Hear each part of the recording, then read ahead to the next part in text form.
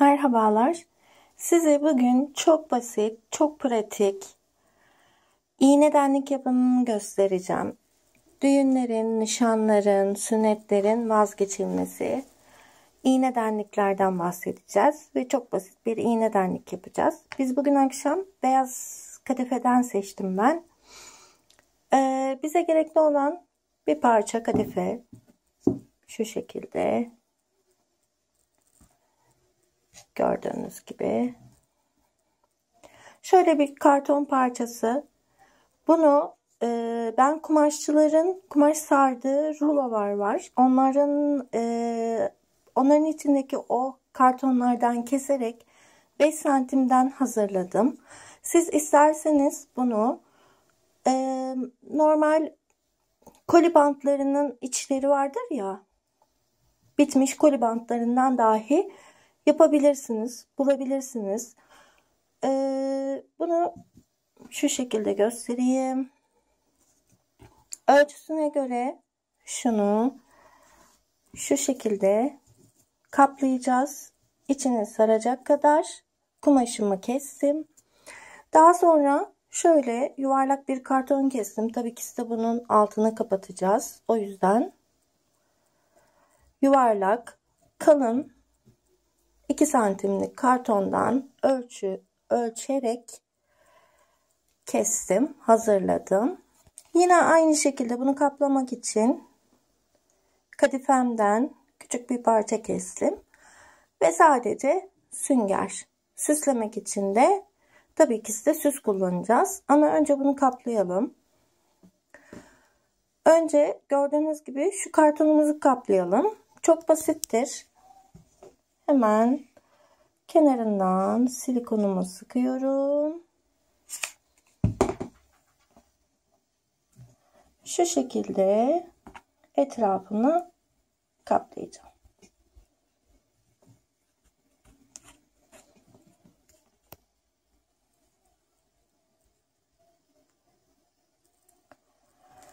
Evet, son kenarımı da göstermek istedim.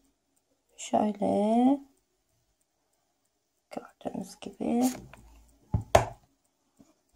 yine aynı şekilde şöyle kapatarak bunu bitireceğiz.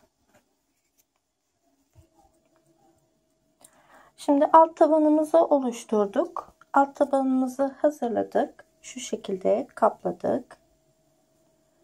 Bunu bir kenara koyuyoruz. Şimdi esas iğne denliğimizi oluşturacak halkamızı kaplamaya geldi. Şu şekilde altı boş gördüğünüz gibi. Çünkü iğne batıracağımız için bir tarafının boş olması gerekiyor. O yüzden tam göbeğine koyuyorum. Yine gördüğünüz gibi şu şekilde hemen silikon sıkalım. Kenarına kaplamaya başlayalım. Çok içine gitmenize gerek yok. Yalnız mümkün olduğu kadar kumaşımızı gerdirerek yaparsak, şu alt tabanımız özellikle gergin olursa süngerimizi ve iğnelerimizi koyduğumuz zaman süngerimize çok rahat batar. O yüzden mümkün olduğunca şu gerginliği sağlayalım.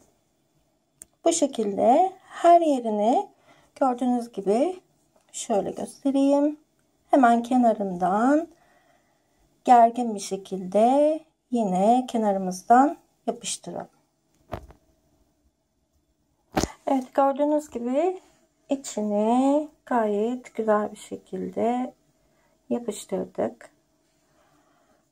Kenarlarından çok da düzgün olması, şu kenarlarının çok da önemli değil. Çünkü kenarına dantel geçireceğimiz için bu kapanacaktır.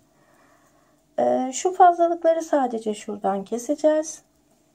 Ve süngerimizi içine yerleştireceğiz. Şu şekilde. Daha sonra da kapağımızı yapıştıracağız ve ana iğne denliğimiz meydana çıkacak. Daha sonra da süsleyeceğiz. Benim yaptığım gibi siz de süngerini yerleştirin. Yapışkanını yapıştıralım. Daha sonra süslememize geçebiliriz.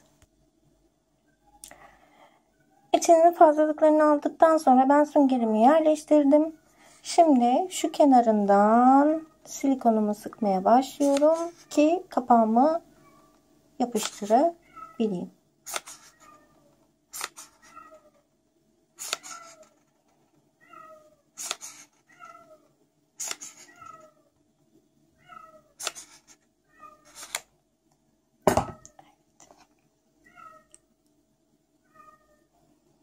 Bu şekilde kapağımızı yapıştırdık. En son ayaklarını takacağız. O yüzden çevirelim ve üzerinin süslemesiyle devam edelim. Şimdi süslemeye geçebiliriz artık. Bunun için ben şöyle bir dantelim vardı. Onu kullanacağım. Şu şekilde kenarına pile kırarak yapıştıracağım. Aynı zamanda yine incim var. Onu da şu ek yerimiz hoş görünmesi açısından incimizi de buraya koyacağız. Yapıştıracağız. Bunları yapalım. Tekrar devam edeceğiz. Evet, gördüğünüz gibi her yerini, yani alt şu ek kısmını ince ile kapattım. Daha sonra üst kısmını da dantelledim. Bunun pilelerini istediğiniz sıklıkta yapabilirsiniz. Ben çok fazla sık kullanmadım. Siz istediğiniz sıklıkta pile kırarak benim yaptığım gibi şu şekilde kenarlarını dantelleyebilirsiniz. İsterseniz üzerine tekrar inci geçebilirsiniz. Ben geçeceğim. Daha şık ve daha gösterişli olduğu için bunu tercih ediyorum. Siz de isterseniz benim yaptığım gibi tekrar inci geçebilirsiniz. Evet, gördüğünüz gibi hem altına hem üstüne inci geçirdim. Bu sizin zevkinize kalmış. Süslemek sizin elinizde. Fakat bu düğün iğnedenliği olacağı için ben biraz daha süslü olsun tercih ettim.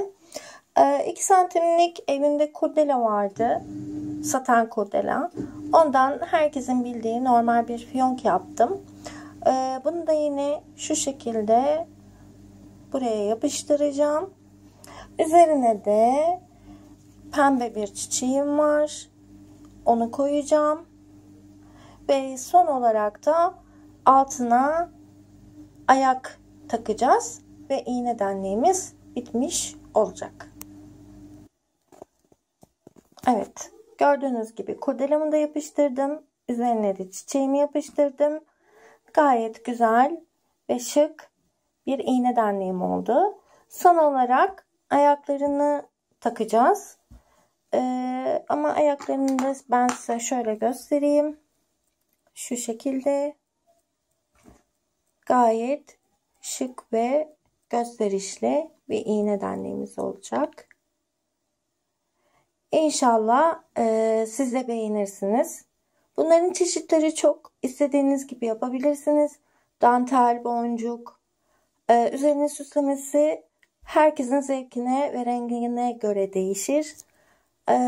Tercihler size kalmış. Çok basit, çok çabuk. En fazla 10 dakikanızı alacak bir iğnedenlik yapımı. Herkese kolay gelsin.